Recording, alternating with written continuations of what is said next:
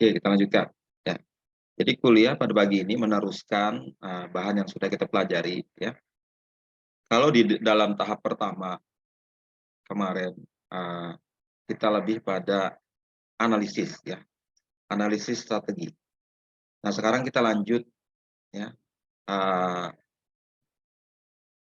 bagaimana setelah kita tahu hasil analisis untuk merumuskan strateginya. Ya, di tahap kedua ini kita berusaha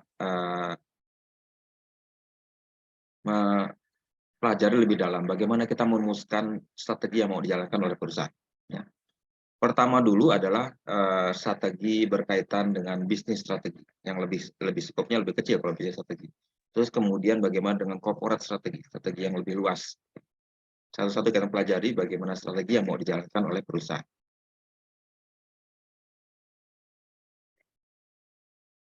Oke, jadi dalam formulasi ini atau perumusan strategi ini adalah langkah kedua setelah analisis. Secara spesifik pada hari ini kita belajar bagaimana, ya, mempelajari berkaitan dengan dua generic strategi dan juga satu kombinasinya, ya, yaitu differentiation dan cost leadership. Oke,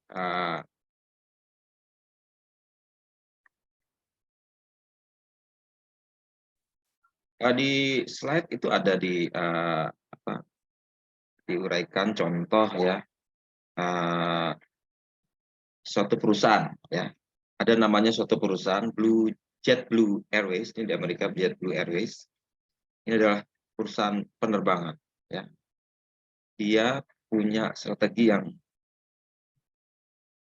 rupanya ingin unggul dari pesaingnya. Dia mencoba menawarkan tiket pesawatnya harganya lebih murah, tapi dengan service atau value yang lebih kepada pelanggannya. Jadi dia tekan harga cost biayanya itu serendah mungkin.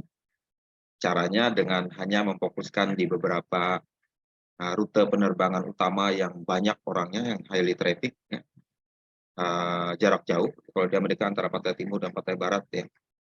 Kalau di Indonesia seperti jalur Jakarta-Surabaya atau Jakarta-Denpasar itu kan jalur yang gemuk, ya. Nah, dia fokus di situ saja, ya. Jadi cost bisa ditekan lebih murah, tapi dia juga saat yang sama memberikan kelebihan, misalnya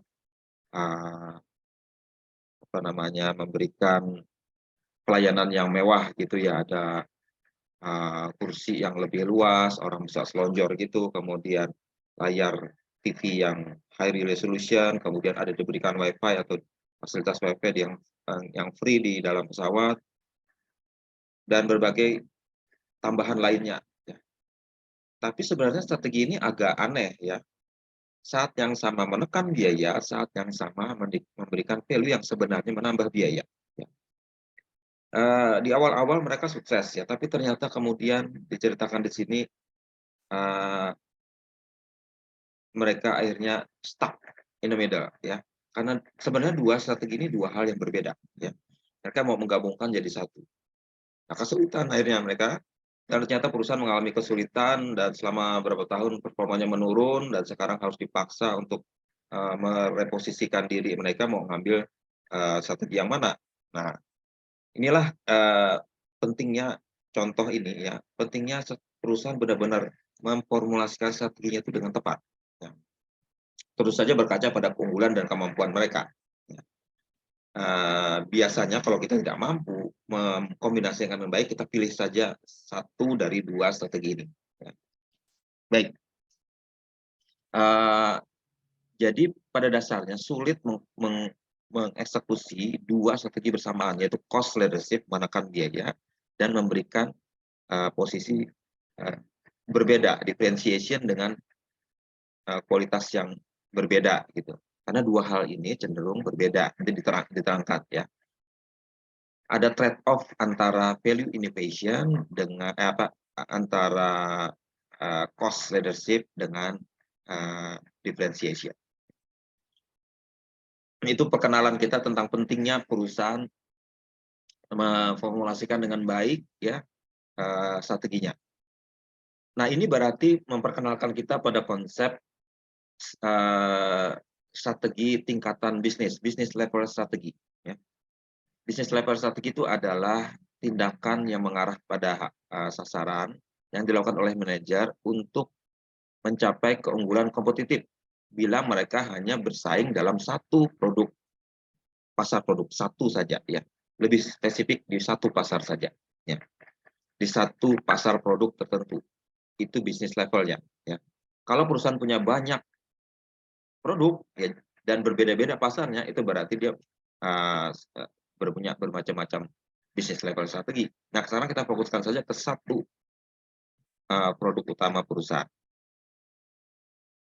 Nah, dalam hal ini manajer perlu menanyakan, ya, karena mereka mau memformulasikan strateginya ini, mereka harus menanyakan siapa sebenarnya pelanggan utama mereka. Kemudian apa kebutuhan, keinginan yang mereka harus penuhi kepada pelanggannya itu. Kemudian bagaimana memuaskan mereka dan mengapa, ya, why dulu, ya, mengapa mereka perlu dipuaskan, kemudian bagaimana memuaskannya. Itu harus ditanyakan terlebih dahulu, ya, supaya kita tepat nanti memformulasikan yang tepat, tentu saja berkaca dari hasil analisis juga. Misalnya kita punya keunggulan apa, itu yang bisa kita manfaatkan sebaik mungkin, kelemahan apa yang berusaha kita tutupi, dan apa peluang yang tercipta di dalam pasar yang perlu kita manfaatkan, dan apa ancaman yang harus kita waspadai, ya. Nah, itu harus juga sepenuhnya kita rumuskan dengan baik setelah mengetahui itu, ya. Nah, untuk mempromosikan strategi bisnis yang efektif, ya, manajer harus ingat, ya, bahwa keunggulan kompetitif itu diciptakan oleh dua hal, ya. Pertama oleh industrinya, nah ini ada gambar juga di slide kalian, ya. Industri efek dan juga karena efek dari perusahaan itu sendiri, ya. Jadi dia tidak diciptakan sendiri, tapi ada dua hal yang menyebabkan dia punya keunggulan. Pertama, dia punya posisi baik dalam industri mungkin, ya. Kemudian karena dia perusahaan sendiri mampu membuat keunggulan yang berbeda di dalam pasar industri itu, ya. Untuk industri efek kemarin kita sudah belajar, ya, ada analisis industri yang berkaitan dengan 5 kekuatan dalam persaingan industri, ya, 5 kekuatan, ya. Yang sudah belajar, ya, kan, pendatang baru, kemungkinan pendatang baru, kekuatan kita terhadap pemasok, kekuatan kita terhadap pelanggan, ya, kemudian produk substitusi, dan juga persaingan yang ada di antara kompetitor atau rival. Terus kita nilai satu-satu, kita punya keunggulan apa terhadap pendatang baru, kemudian apa posisi kita terhadap pesaing, pelanggan, pemasok. Punyakah kita kekuatan sehingga menyebabkan kita berani bersaing dengan kuat. Dan ini akan menentukan, ya, kelompok-kelompok strategik dalam industri itu tersebut, ya. Misalnya dalam contoh tadi perusahaan penerbangan, dia khusus di industri penerbangan, ya. Industri penerbangan bagaimana kekuatan dia dalam industri itu, ya. Seberapa keras persaingan di antara mereka itu akan menentukan bagaimana keunggulan mereka, ya. Ada industri tertentu yang mungkin persaingan nggak terlalu ketat, ya. Dan kata lain murni keunggulan diciptakan oleh kekuatan perusahaannya itu, ya. Tapi ada juga perusahaan yang sangat ketat persaingan dalam industri tersebut sehingga mereka harus mencari cara yang jitu untuk dapat bersaing. Nah, itu from efeknya jelas perlu dituntut lebih tinggi lagi, ya. Nah,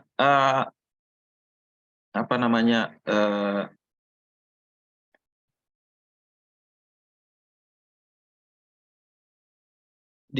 setelah industri efek adalah firm efek. Firm efek ini yang khusus kita pelajari di hari ini, apa yang perusahaan bisa lakukan untuk meningkatkan competitive advantage-nya dan dengan cara merancang strategi bisnis yang sesuai, ya. Terutama berkaca pada dua hal yang menyebabkan keunggulan kompetitif, yaitu, ya, di dalam perusahaan kita punya keunggulan. Pertama, kita harus nilai dari economic value yang diciptakan dari selisih antara value ya, value yang kita tawarkan kepada customer, dan juga berapa banyak customer itu mau membayar untuk produk atau jasa yang diberikan. Dan kata lain sama dengan cost-nya, berapa yang mereka mau bayar, ya kan? Untuk itu, ya. Jadi selisih antara dua V, ya, value dikurang C itu cost, ya, itu adalah economic value created yang perusahaan ciptakan. Ya. Jadi semakin banyak economic value creative selisihnya tadi itu, akan semakin besar kemungkinan perusahaan mempunyai keunggulan kompetitif. Ya. Bisa dua hal diciptakan, ya, V-nya dan C-nya. Ya. Maka berdasarkan dua hal ini, ya, value dan cost, ya, maka bisa kita merancang strategi tertentu yang berdasarkan pada hal ini, ya. Karena value itu berhubungan dengan cost, menciptakan value yang tinggi jelas perlu cost yang tinggi, ya. Nah, ini berarti kita dituntut harus memilih, ya. Kalau kita mau ambil yang higher value, berarti kita tidak bisa memilih cost yang ditekan, ya. Kalau cost yang ditekan, kita tidak bisa berharap memberikan value yang terlalu tinggi, ya. Sebagai contoh, kalau perusahaan penerbangan tadi, ya kan, kalau dia mau memberikan value yang sangat tinggi kepada pelanggannya, ya dilayani dengan baik, itu kan jelas perlu ongkos banyak, ya kan. Memberikan fasilitas tempat duduk yang lebih enak, ya kan, pelayanan yang lebih baik, ya kan, dengan harga murah yang nggak bisa, ya jelas nggak bisa itu, ya. Sebaliknya juga kalau kita memberikan harga yang murah, nggak bisa kita berharap ya macam-macam, ya kan, memberikan apa lebih ini lebih itu, nggak bisa mau harganya murah kok. Nah, ya itu harus ada dipilih, ya gitu. Perusahaan mau ambil yang mana, itulah yang jadi dua pilihan trade off di sini, ya kan. Ada berdasarkan hal itu bisnis strategi yang mau dijalankan bisa ada dua, berarti ya, itu namanya generic business strategies, ya. Ada dua macam, ada differentiation, kita menekankan pada value-nya, dan ada cost leadership, kita tekankan pada cost-nya, ya. Value-nya berarti ditingkatkan setinggi mungkin, itu namanya differentiation strategi, ya, strategi diferensiasi. Ada juga yang cost ditekan seminim mungkin, ya, dengan value yang sama, berarti itu cost leadership strategi. Nah, dua hal inilah yang menyebabkan dua strategi jadi berbeda. Ini digunakan oleh semua organisasi, baik itu perusahaan manufaktur, perusahaan jasa, besar atau kecil.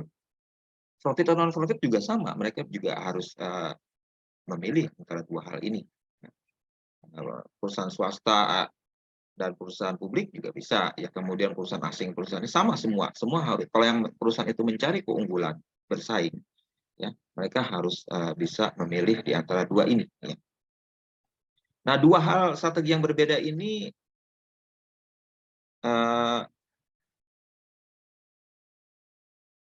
apa namanya, mempunyai implikasi yang berbeda yang dituntut dari perusahaan, ya. Nah, berarti perusahaan harus paling tidak, ya, untuk menjalankannya ini bisa dengan melakukan hal yang sama tapi dengan cara yang berbeda, ya, atau melakukan aktivitas yang berbeda, ya, perform similar activity differently, ya. Cara yang sama tapi aktivitas yang sama tapi dengan cara yang berbeda, ya, atau melakukan aktivitas yang berbeda, ya, dari pelanggan kita yang menyebabkan kita memberikan value created yang lebih tinggi, ya. Nah, apa namanya, lebih lanjut lagi ini bisa dipecah lagi berdasarkan skopnya, ya, maksudnya ada perusahaan yang menjalankan strateginya dengan apa, spesifik, dengan sempit atau luas, ya. Ada sempit, ada luas tergantung dari customer yang dia layani, ya. Ukurannya itu bisa sempit atau luas, itu adalah tergantung dari pasar yang dia pilih untuk bersaing, ya. Nah, misalnya dicontohkan di sini ada perusahaan yang bersaing dalam industri otomotif, itu bisa dalam semua jenis mobil misalnya. Tapi ada juga perusahaan yang fokus di satu jenis skop market tertentu. Misalnya, ya, Tesla mobil listrik itu dia khusus hanya mengambil mereka yang apa namanya, khusus yang memang peduli terhadap lingkungan, ya, peduli terhadap lingkungan yang tidak menyebabkan polusi, ya mereka berarti dia fokus ke situ. Itu bisa dipecah lagi, ada fokus cost leadership strategi, ada juga fokus differentiation strategi, ya mereka yang fokus hanya di pasar yang lebih sempit, ya.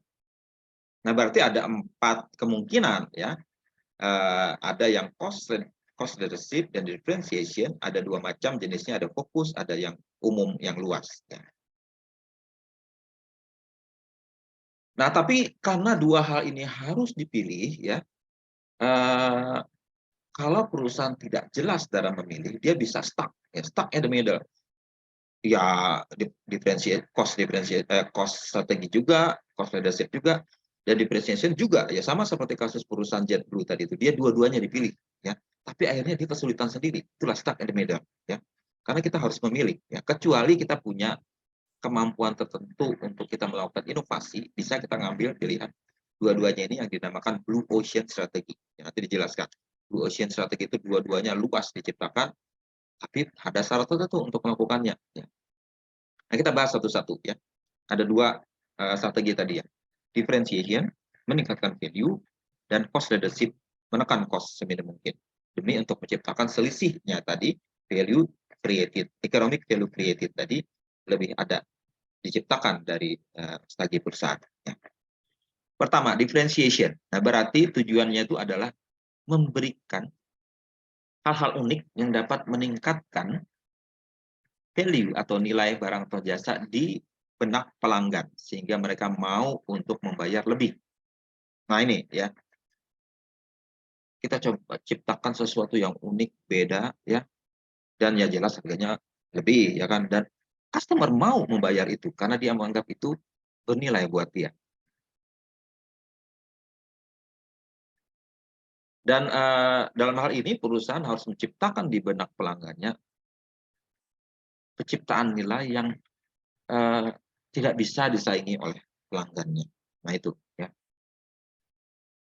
Jadi harus menciptakan feature produk yang unik ya, atau juga pemasaran atau promosinya ya yang ditekankan, dan dengan harapan bisa memberikan harga yang lebih. Misal dicontohkan di sini ya, ada industri air minum di botol itu, air minum kemasan itu kan macam-macam ya kan. Ada yang produk yang biasa, yang air biasa aja ya kan, ada yang murah meriah, ada juga produk air minum kemasan itu yang mahal ya. Nah berarti mereka memfokuskan pada produk yang berbeda ya, yang mungkin berasal dari sumber air minum mineral ya.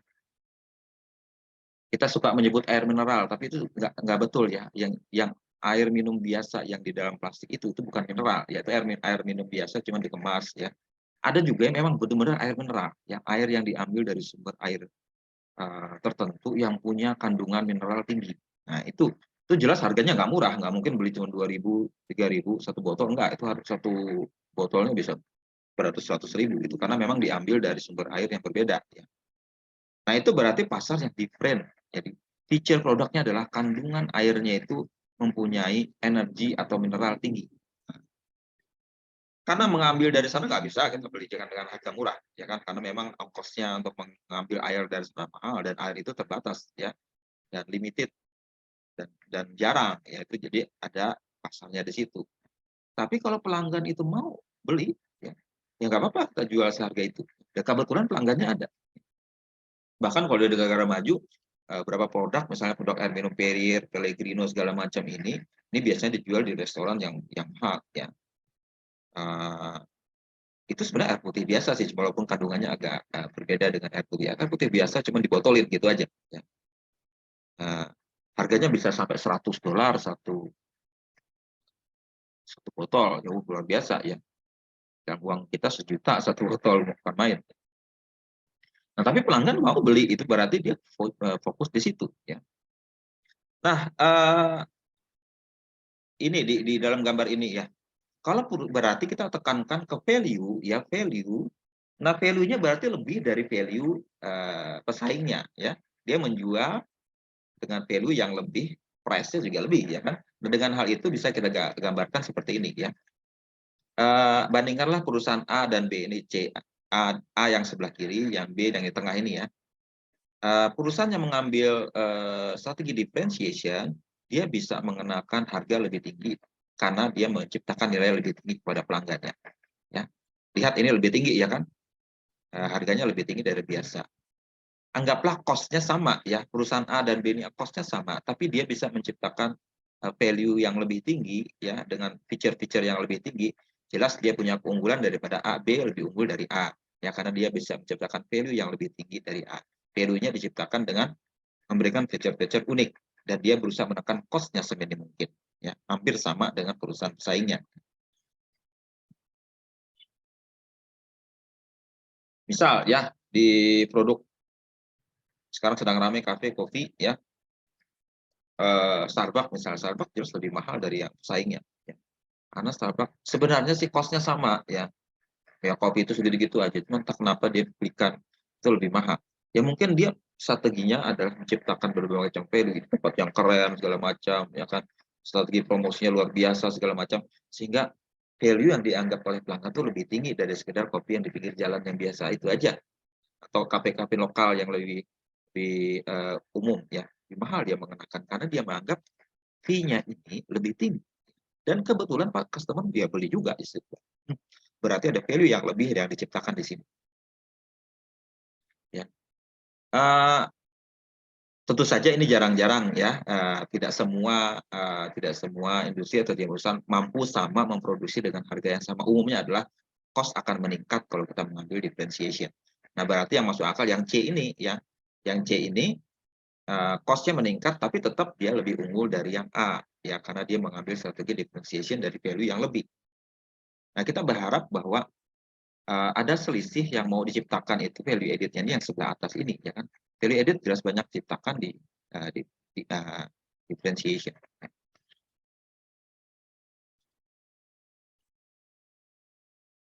Nah, kalau kita bandingkan B dan C ya, dengan cost yang lebih, dengan harga value yang sama, yang unggul adalah mereka yang bisa menekan cost lebih murah dari pesaingnya, ya. Eee, nah itu mereka harus, apa, coba lakukan ya, coba lakukan sehingga bisa menekan cost-nya juga. Walaupun mereka mengambil strategi differentiation bukan berarti cost itu dibiarkan saja, enggak, ada upaya tertentu cost mereka juga terkendali, ya. Karena kalau, harga cost-nya naik, itu akan mengurangi economic value yang diciptakan dan juga akan menggerus, profit margin-nya, gitu ya. Itulah yang terjadi pada, JetBlue tadi itu ya, karena dia, memberikan memberikan pelayanan lebih, jelas makan ongkos, ya. Berbenturan dengan upaya dia menekan cost. Nah, itu akhirnya nggak sanggup juga akhirnya, sehingga tidak bisa menjaga cost dengan lebih murah. Dan apa namanya, strategi diferensiasi ini berkaitan dengan harga yang lebih, premium pricing istilahnya ya, eee, perusahaan juga bisa ada opsi kedua ya, eee di mana mereka tidak terlalu menekankan harganya terlalu tinggi ya, dengan cara menekan cost-nya lebih lebih murah ya, eee, sehingga mampu memperoleh market pasar dari pasar lainnya dengan menekankan harga yang sama, tapi memberikan perceived value yang lebih baik ya, itu ya. Dengan mengenakan by charging similar price but offering more perceived value. Nah, apa namanya, bagaimana mereka menekan cost, ya kan itu sangat tergantung pada kemarin kita sudah belajar, eee, economic of scale-nya dan economic of scope ya, skala ekonominya bisa ditekan, skala ekonominya bisa dibuat sehingga mampu menekan cost yang per unitnya ya, eee, itu berhubungan, dengan, economic of scope-nya ya. Economic of scope itu, eee, penghematan yang dihasilkan dari output yang lebih banyak ya, dengan walaupun memproduksi dengan sumber daya dan teknologi yang sama, ya.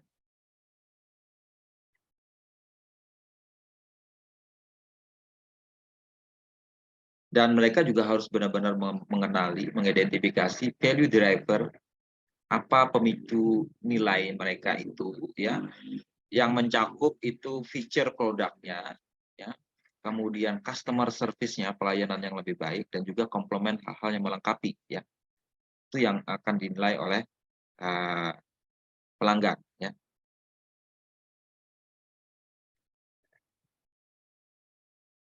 Ini dalam rangka meningkatkan perceived value, ya. Dalam rangka kita menciptakan value yang lebih baik kepada pelanggan, kita harus mencoba, ya, memperbaiki 3 hal ini, ya, sehingga kita bisa punya keunggulan differentiation tadi, ya. Tapi harus diingat juga bahwa peningkatan nilainya itu jangan sampai meningkatkan cost terlalu banyak, ya. Jadi kondisinya peningkatan V-nya harus lebih besar dari peningkatan C yang terjadi, ya. Itu supaya menjaga tetap untung, ya.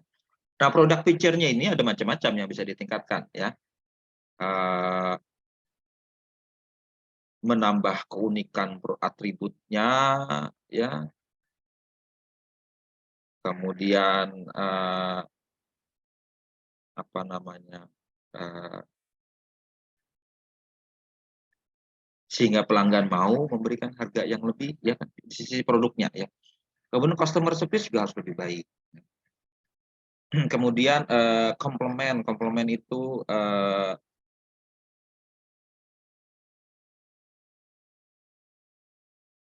apa namanya,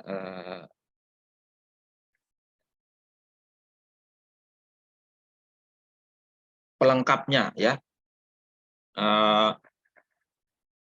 Apa namanya, kalau apa, pasar handphone misalnya, itu harus ada komplement yang kalau kita beli handphone kan jelas beli datanya juga, ya. Nah, itu harus dijadikan komplement juga, ya. Kadang-kadang dulu orang jual handphone harus dilengkapi, dia kan dikasih kartunya, dikasih ini, ya, sebagai komplement saja, ya. Itu mungkin bisa lebih diberikan di situ. Apa komplement yang mau diberikan, ya. Jadi pada ringkasnya adalah memilih strategi differentiation itulah fokus pada menambah nilai, ya, dengan memberikan feature yang unik untuk menanggapi preferensi atau kesukaan pelanggan atau customer service-nya, atau dengan cara marketing dan komunikasi yang lebih baik, ya. Itu pada intinya, ya. Itu strategi yang pertama. Strategi yang kedua itu cost leadership. Ya, cost leadership kita berusaha menekan cost seminim mungkin. Ya, kalau tadi pilihannya ke V, sekarang ke C. Ya. Anggaplah V-nya sama, tapi cost-nya kita tekan lebih rendah, kita akan menciptakan selisih yang lebih besar, ya kan? Jadi fokusnya mereka adalah mengurangi cost untuk memproduksi barang, atau mengurangi operating cost untuk mengirimkan barang itu kepada pelanggan.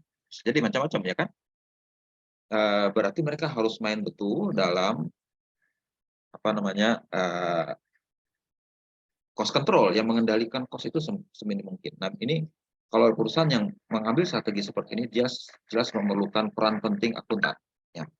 Karena dia akan mengendalikan sepenuhnya cost-nya itu, mengikuti dengan terus-menerus sistemnya seperti apa, ya, supaya cost-nya lebih murah, ya.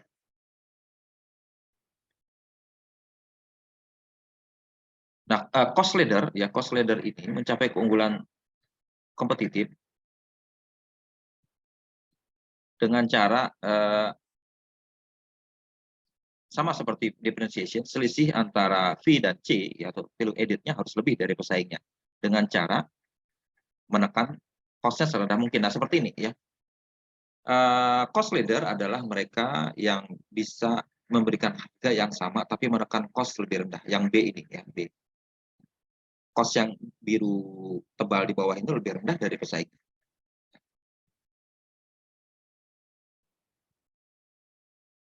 Tapi bisa juga dia memberikan value yang lebih rendah, yang C ini nggak terlalu bagus yang C ini ya. Yang B yang cost leader ya. Apa namanya? Karena value yang diberikan lebih banyak B ini. Jadi berusaha ditekan seminim mungkin ya.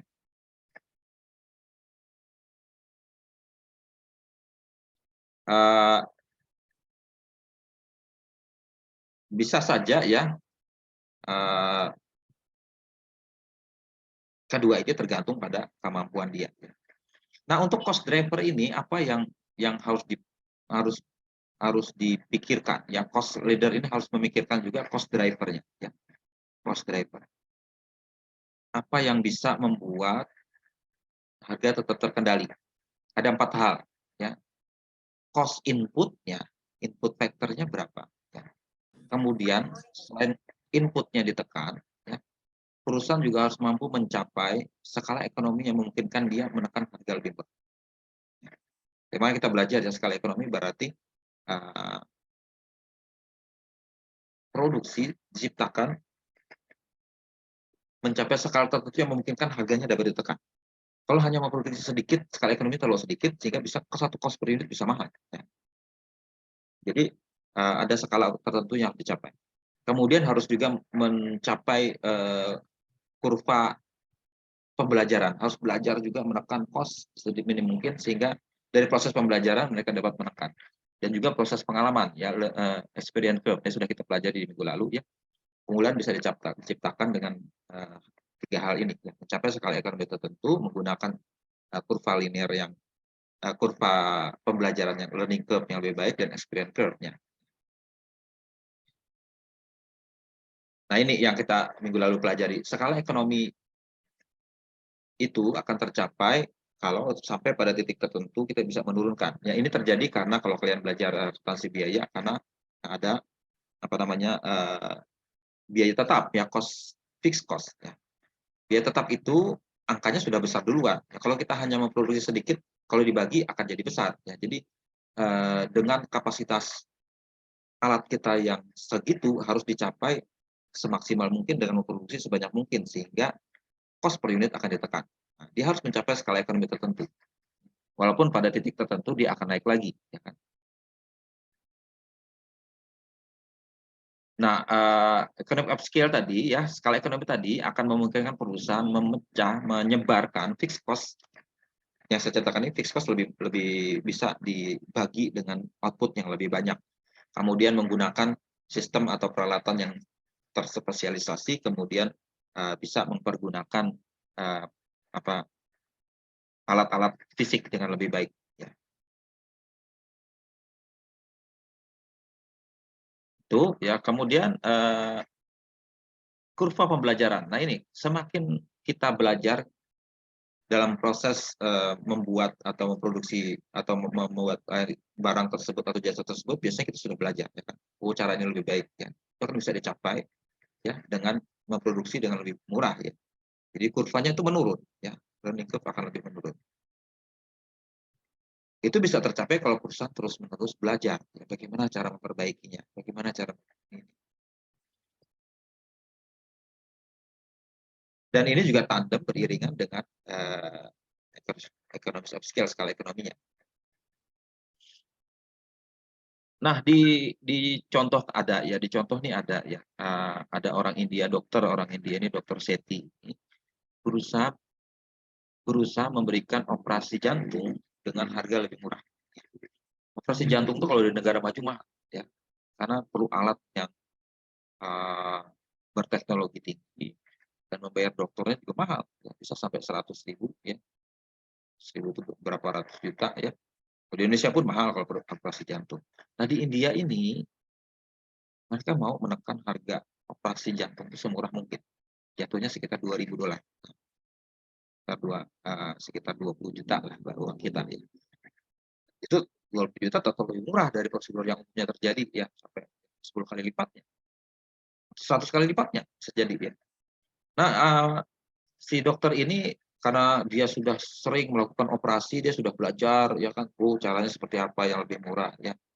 Pengalamannya juga mana komponen-komponen yang bisa dia tekan, bisa dia hilangkan dan sebagainya, sehingga menyebabkan ongkos operasi lebih murah, jatuh jadi cuma 2.000 saja.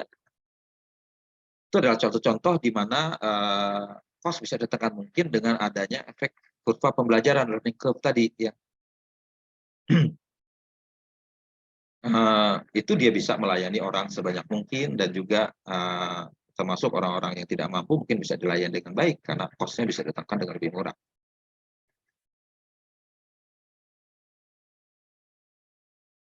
Nah itu, kurva pengalaman juga sama ya, dimungkinkan adanya pengalaman ya. Oke, kemudian kita sudah tahu dua dua strategi tadi ya, strategi cost, leadership, dan differentiation. Dan bagaimana kita, eee, sandingkan dengan kondisi persaingan perusahaan ya, Five forces five forces, dalam, industri ya. Nah, ada tabelnya di sini ya. Kalau kita sandingkan dengan 2 strategi ini ya, kalau kita mengambil strategi differentiation itu punya manfaat yaitu, kalau berkaitan dengan adanya ancaman pendatang baru ya, kalau perusahaan punya keunikan tersendiri kalau dia mengambil differentiation, dia punya keunggulan ya. Orang tidak sulit bersaing dengan dia. Pendatang baru akan sulit menyainginya. Ya. Misalnya punya reputasi inovasi, kualitas, dan customer service yang lebih baik, ya itu akan sulit disaingi. Ya. Tapi juga, apa namanya, akan ada resikonya, ya bisa jadi, apa namanya, marginnya akan tergerus ya, karena terus-menerus melakukan, penguatan dalam produk tadi itu, sehingga mudah, eee, membuat biaya mahal, ya.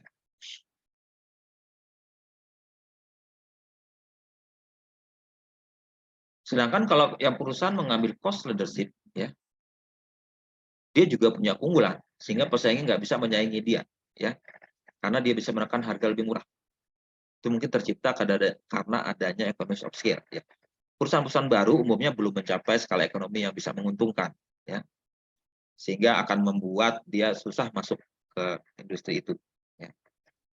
Jadi 2 hal ini bisa membuat pendatang baru tidak bisa masuk, ya, baik itu leadership maupun cost leadership maupun differentiation. Kemudian, untuk differentiation, kalau berhadapan dengan supplier-nya, ya mereka juga karena differentiation itu, bisa memberikan harga yang lebih tinggi, umumnya mereka tidak terlalu khawatir dengan supplier karena, mau supplier kenakan input berapa, dia tetap berikan harga itu ke, apa namanya, ke customer, ya kan, tapi tetap mereka harus melakukan proteksi, ya. Sedangkan kalau, cost leadership, nah ini cukup cukup harus hati-hati ya, karena mereka menekankan cost ya, eee, mereka harus, sebisa mungkin, berhadapan dengan supplier atau pemasoknya dengan lebih kuat ya. Kalau posisi mereka lemah terhadap supplier, itu akan menyulitkan mereka menjalankan cost leadership yang lebih baik.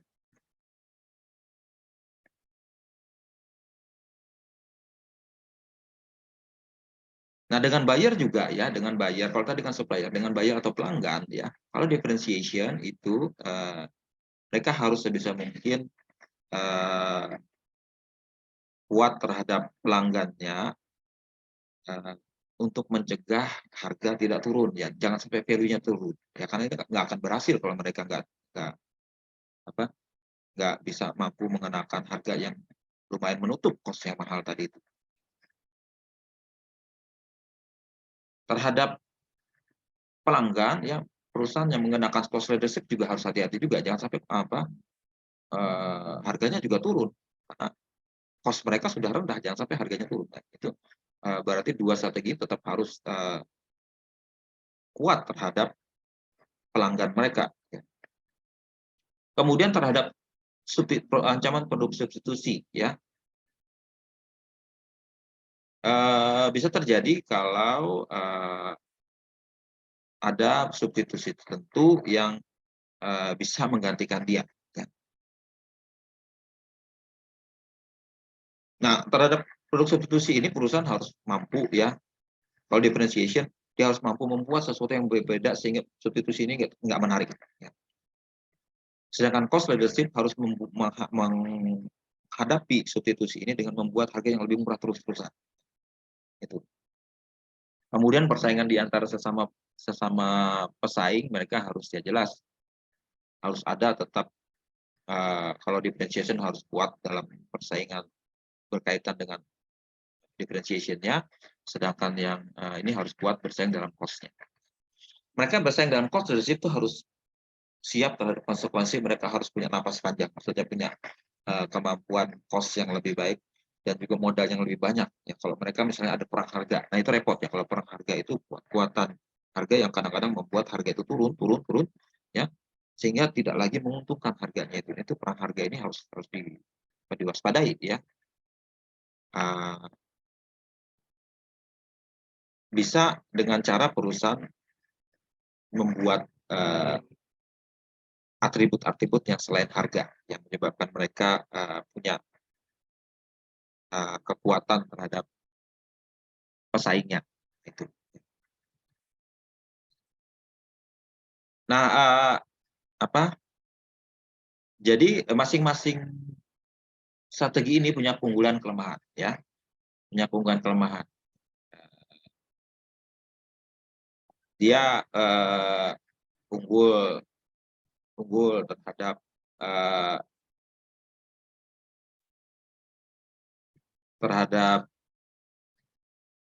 pesaing, ya.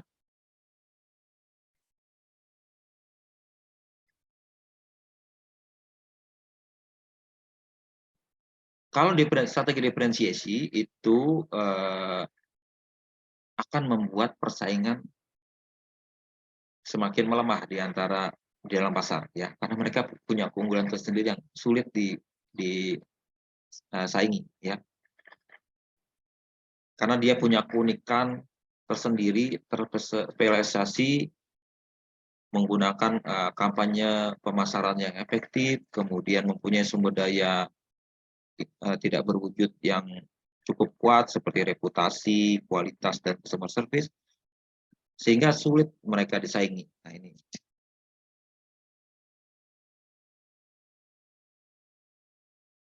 Dan juga, ya, mereka tidak terlalu pusing dengan masalah harga dari supplier, ya.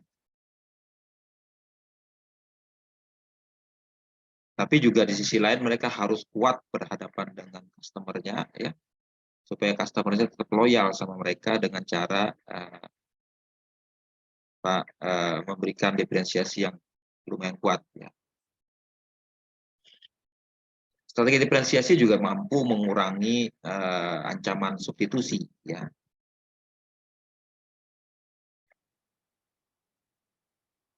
Itu, ya. Sedangkan cost leadership keunggulannya adalah, ya,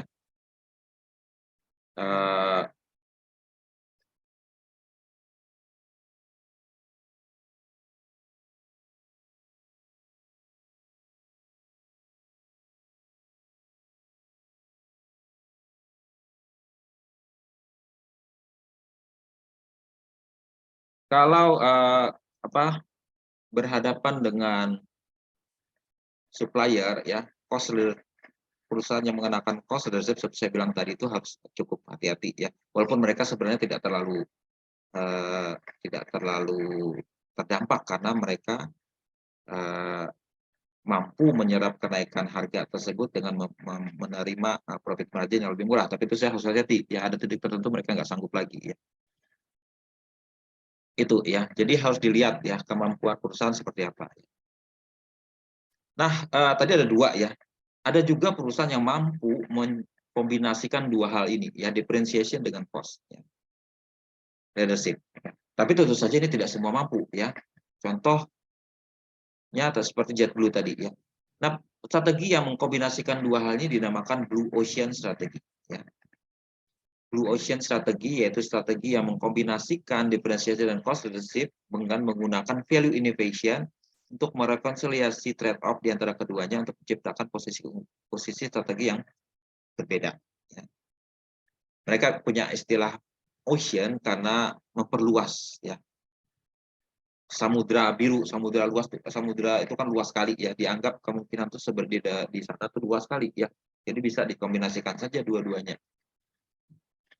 Jadi mengkombinasikan differentiation dan cost leadership, ya, dengan dua-duanya. Ya.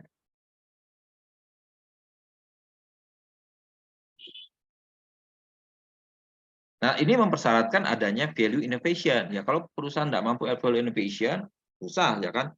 Value innovation adalah secara bersama-sama melakukan differentiation dan juga mencari cost yang lebih murah, sehingga menciptakan lompatan atas nilai, ya,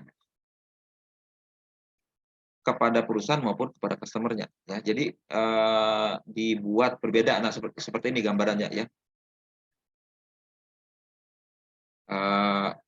Karena bersama-sama cost-nya ditekan seminim mungkin, ya, value-nya dinaikkan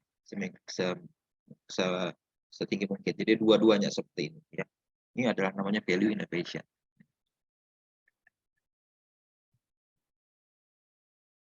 Jadi ada dua hal. Pertama, mengurangi cost-nya, ya.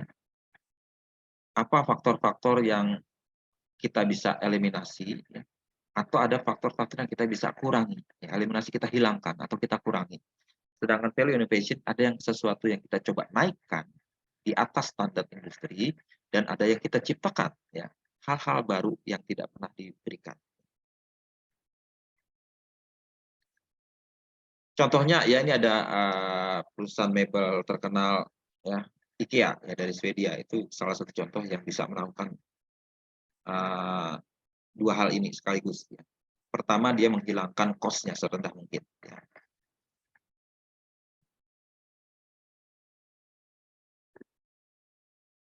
Eliminasi bisa dilakukan dengan mengurangi sales people-nya, ya, orang-orang penjualnya. Kemudian lokasinya pun tidak di pusat kota tapi di pinggir kota, ya.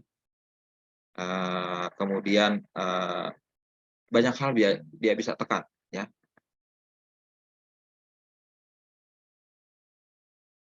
Cost-nya ditekan, kemudian mengurangi cost-nya juga dengan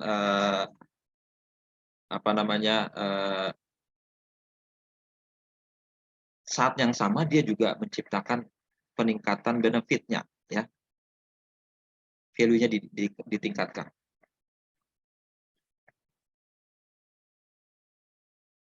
Nah, ini macam-macam, ya, caranya seperti itu, ya.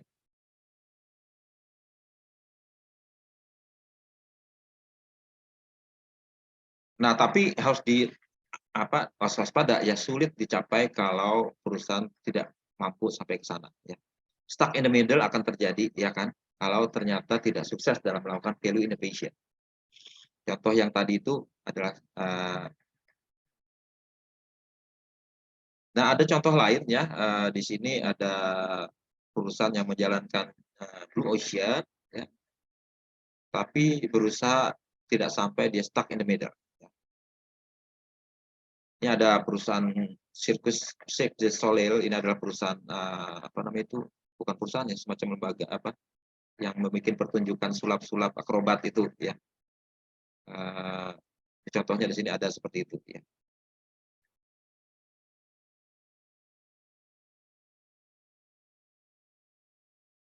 Nah, kalau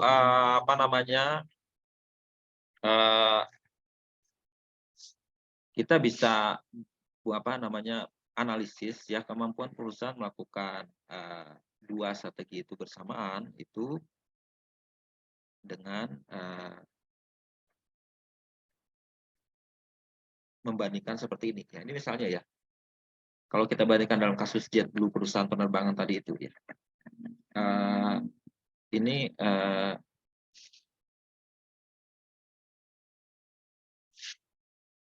kalau perusahaannya murni menjalankan cost leadership, dia umumnya menekan cost seminim mungkin, tapi juga saat bersamaan harus bisa reliable. Tapi kalau perusahaan yang differentiation ini lebih ya, value-nya lebih. Tapi kalau yang stuck in the middle itu nggak jelas kayak gini ya, nggak jelas. Ini bisa jadi menyebabkan nggak konsisten ya, itu yang harus diwaspadai ya. Nah, implikasi bagi ini adalah bahwa merumuskan strategi itu memang tidak mudah ya. Tapi ada berbagai macam strategi yang dipilih oleh perusahaan, baik itu cost differentiation maupun cost leadership, low cost atau differentiation ya. Nah, pimpinan strategis yang baik itu harus berusaha mereka memahami perusahaannya, memahami industrinya, dan mengenali kesempatan atau peluang yang ada. Mereka harus mampu merumuskan strategi itu yang tepat ya. Salah saja dalam mengenakan strategi itu efeknya buruk bagi perusahaan ya. Dan juga berpikir tentang bagaimana mengambil di antara dua hal itu ya. Itu yang dan juga kalau memang berani mengambil dua-duanya harus siap betul, ya value innovation akan harus ada di situ. Oke, itu ya, penjelasan saya untuk bidang ini ya.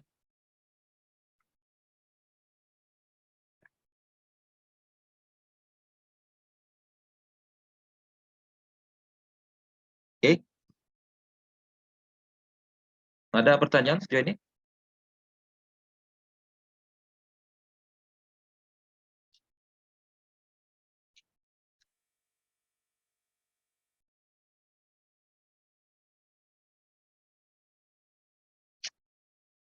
Ini yang sudah saya sharing kemarin ya ininya.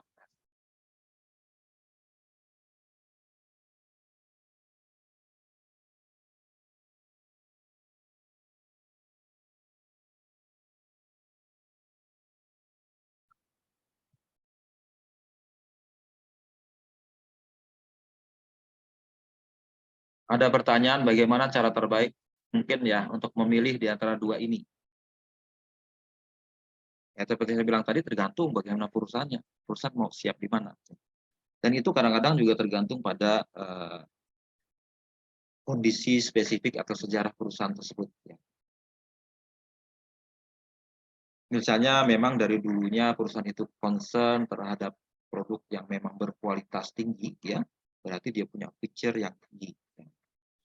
Memang dari awalnya mungkin dia memproduksi barang memproduksi barang yang memang apa sangat bermutu ya. Sehingga harga memang dari dulu tinggi yaitu ya.